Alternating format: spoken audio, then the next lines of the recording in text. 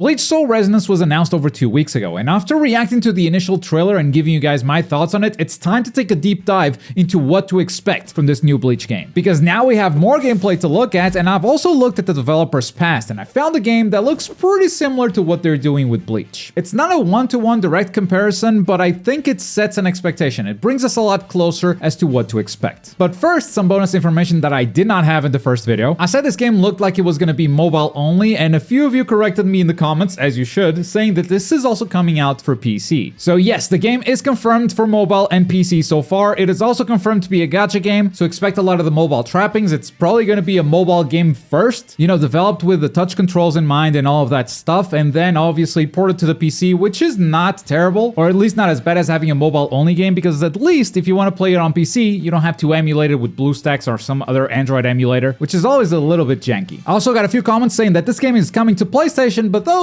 were false. They were giving away a PS5 on Twitter, and the previous Bleach game, Brave Souls, also made it to PlayStation recently, so fans just assumed, but nothing has been announced. They have no plans for console, not yet at least. And this is a game being developed by Newverse, who made One Piece Fighting Path as well as Marvel Snap. But I definitely think we should focus on One Piece Fighting Path here because it does look pretty similar. I've played this game all day yesterday, and it gave me a much better idea of what to expect from this new Bleach game. And it gave me a whole new perspective on this gameplay that we're gonna break down right now. And so for this first sequence, while it looks cool, I don't think there's much happening here besides you mashing the attack button. You're just pressing the attack button until Kenpachi starts parrying you and then blows you away, creating some distance. Now I will say that this does look a lot better than a traditional boss fight in One Piece because of how they animated Kenpachi blocking your attacks. So I love the work they've done here. I think it's a big part of what makes this game feel this heavy, like there's actual power behind each swing. But gameplay wise, I think you're just pressing the attack button, nothing else. After that, we have Ichigo jumping in with a spin attack, and I believe this is the first skill that we see in game. If this plays anything like One Piece, characters are gonna have a set of different skills, a bunch of them at their disposal. Nami can leave behind a clone of herself on stage while going invisible. Usopp runs around leaving traps on the ground. Robin has a bunch of area attacks that knock opponents back so she can keep that range that she likes. And this move from Ichigo actually looks like one that Zoro has, or well, one of the Zoros. It's a pretty basic jump in ability, but you do want this version of Ichigo to have some basic beginner-friendly moves probably, because this is the character that most players are going to use to learn the game itself. Back to the gameplay though, you've got this dodge here and then Kenpachi stabs Ichigo. But right before the stab, you can see that Ichigo has sort of a block stance right before getting hit. It didn't work against the skill from Kenpachi, and we're definitely going to talk more about this block stance. I think this is a parry. There might be a parry system of sorts. It is a bit hard to see in this scene because it happens fast and Ichigo maybe tried to parry too soon, but we'll see it a lot better in the next scene. Dodging, however, is something that we can definitely expect. One Piece Fighting Path also has this. Every character can dodge away from attacks. There are iframes in the dodge animation, but the number of dodges also varies per character, so some can spam it a bit more than others. On our next scene, we see a bunch of attacks clashing into a skill from Kenpachi that actually gets parried this time. Now, we don't know what happened for us to get to the scene, so this is only going to be a guess, but these clashes that are happening, I think it's both characters just pressing the attack button at the same time. So once you get into clashes, you can keep pressing the attack button, but you're just going to clash over and over, which means it's time for you to react with either a skill or a parry. And in this case, Ichigo chose the right option, chose the parry, and because they parry the special skill from Kenpachi, you see this pink/purple effect breaking Kenpachi's move, and the follow-up is a lot stronger than just a normal attack being parried. We haven't seen that happen yet, but it's gonna happen in the next fight against Byakuya. So after that parry and counter animation, Ichigo goes for some more normal attacks, and I believe that from this clash right here, the rest is completely scripted. It's all cinematic. It's like reaching that point in the boss fight where you trigger the next phase. And in order to transition to that phase, it just made a cool looking attack sequence like this. Now, I could be wrong, and the clash is actually a gameplay mechanic and not a scripted event, but that's what it looks like to me right now with the information I got. We get a cutscene and then a smooth transition back into gameplay, and we're gonna freeze on this final frame right here. Looking at what's in front of us right now, to me this looks like we're gonna have to do some dodging through Kenpachi's attacks. He's just gonna start attacking out of nowhere as we get closer to him. We'll see something similar later in Byakuya's gameplay, but obviously you won't be dodging Senbon Sakura here against Kenpachi. One Piece Fighting Path also has some pretty cool boss encounters, so I think they are very willing to making unique events and unique movesets and attacks for different encounters. I actually really like the boss design in One Piece, not visually, but mechanically. So that makes me think that these fights in Bleach are gonna have a lot of potential, and that makes me somewhat optimistic about the game. And with that, we move on to the Byakuya portion of the fight using Ichigo's Bankai. Now, if this game is anything remotely close close to fighting path, this is not the same Ichigo we just saw. You can't go from this Ichigo, press a button and activate Bankai, and then you're playing as this guy. No, this is a completely different character, a different gacha pool, a different experience bar, a different talent tree. It's a different version of Ichigo. To be fair, they do give you a lot of free characters in One Piece, especially if they're tied to the story like this. You just unlock them as you clear the story, so you don't have to rely on luck for getting them. And if they keep that philosophy, we could also have these free unlocks in Bleach. But worst case scenario, this is like a trial character. You get to try the moveset in this boss fight, and then, I don't know, you can try pulling for it, I guess. But let's see what we have here. First, we have some dodging, and then we go straight into a parry. Now, this parry follow-up did not look as strong as the last one, and that's because Ichigo here parried a regular attack instead of a skill. So the follow-up is also a regular attack instead of a bigger move. From there, Ichigo is gonna mash the attack button, but unlike last time, where he went for a parry against Kenpachi, he's gonna go for one of his skills. Since Byakuya was going for another normal attack, he's gonna lose to this option, which means the Ichigo player here chose the right option again. However, this will not combo, as Byakuya is able to dodge out of this move's follow-up. And if you've played One Piece, this is a massive difference. In One Piece, everything is a combo, and I mean everything. You can extend combos with any skills you have, you can dash cancel to get closer and pick up combos again. Basically, every combo would be an infinite if the game didn't have a hard combo limit that just forces the knockdown after a certain number of attacks. In Bleach, this does not seem to be the case though, as even this one skill can be dodged out of even if you get hit by it. Maybe it's a true combo if the opponent is being juggled, but on the ground, Byakuya can just dodge as you just saw. And after dodging, Byakuya is going to attack, but Ichigo dodges and goes in with a skill move. Now, this entire skill is probably one button press, or it's a skill with a follow-up attack. This developer is no stranger to making skills with follow-ups. For instance, Smoker here gets two different follow-ups when he uses this smoke jump. You get one if you press the button again, and another one if you press a different button, a different ability that just pops up. And I mean, this version of Zoro here, look at how many skills just pop up after he uses his first ability. But whatever the case, after this ability connects, we see that blue circle of flames pop up again. We've seen it before with Kenpachi. So what does this mean? Well, Byakuya is gonna blow you away, so that tells me that the blue flames signify a phase transition. That's why you're locked into this clash animation and then Byakuya just knocks you away. You've dealt enough damage or you've broken a stamina bar or something, and now the game is transitioning into the next phase. Now in this next phase, Byakuya seems to unlock this Kido that traps you, and then he hits you with another one for damage. After that, he's gonna charge that same Kido again, but this time we're gonna dodge it. And while this may be the boss moveset, it could also be a preview of what you get if you play as Byakuya. And if that is the case, that means that you can now hold down buttons to make the skill stronger. I expect this to vary from skill to skill, but if that is the case, that is something that I haven't seen before in One Piece Fighting Path. Maybe it's there, maybe I just haven't played enough, but so far that's not a thing, holding down a skill button to make it stronger. I'm happy to see a new type of skill if that happens, of course. And then Ichigo goes for another parry, but this time he gets that big punish out of that. Look at the difference between this and the previous parry. And again, you get a bigger parry because this time you parry the skill move from Byakuya instead of a normal attack. That is also why he got that big follow-up against Kenpachi earlier in the trailer. He parried the skill and not a normal attack. And then for the last portion of this trailer, we have that boss fight moment from Byakuya where he just attacks you from a distance. I think that before this moment happens, you're gonna see something very similar to that Kenpachi cinematic, which works as a transition into this phase. Probably a Bankai animation of sorts. And it seems like you can choose whether you want to dodge these projectiles or just attack them to negate them. Once again, showing unique mechanics that they're willing to build just for these boss fights. But that's basically what you can expect from gameplay, using One Piece Fighting Path as a reference a lot. Now, this is mostly positive stuff. So after being excited for all of this, I think it's fair if I voice some concerns as well. One Piece Fighting Path is a pretty good game by itself in terms of fighting systems, and Bleach seems to be an evolution of that. But my journey into this One Piece game has not been all positive. I've heard people say that this game is very free-to-play friendly as a gacha, and I have to hard disagree on that. I don't think I've ever been kicked out of a game so quickly as I have from One Piece Fighting Path. I think when folks say that this game is free-to-play friendly as a gacha, they often mean that, oh, the game gives you a lot of free tickets, or they give you a lot of free characters. That's usually what they mean, but I do think that players often value gacha pools way too much in these games, when they should be looking more at stamina systems, resources, and experience curves. Very early on, the game blocked me from advancing in the story until I leveled up. To level up, you gotta do side missions or the gacha repeatable grindy content to get materials to level up your characters or unlock their talents. And it's literally the same gacha progression that is present in every gacha game ever. And while doing that stuff, I ran out of stamina before being able to level up, which meant I was done playing for the day. And this is where I think this game is awful for two main reasons. One, forcing me to grind to level up as me doing a lot of side content, which is supposed to be optional, but they make it mandatory. And the game starts being very repetitive because it's side mission,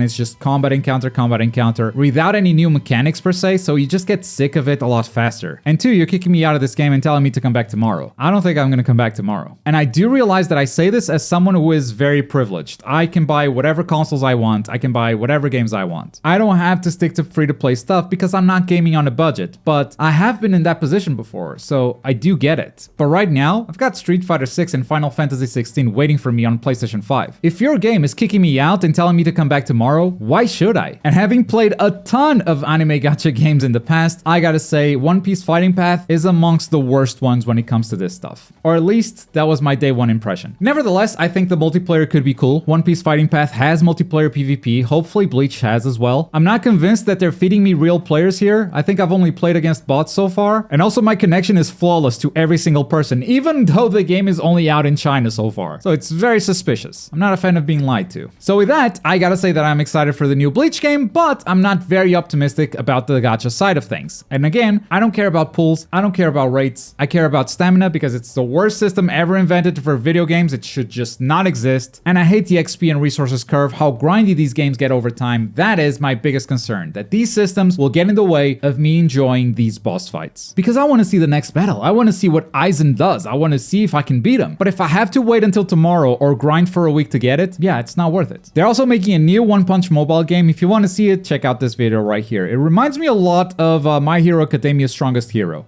See if it does for you too. Thanks for watching. Bye.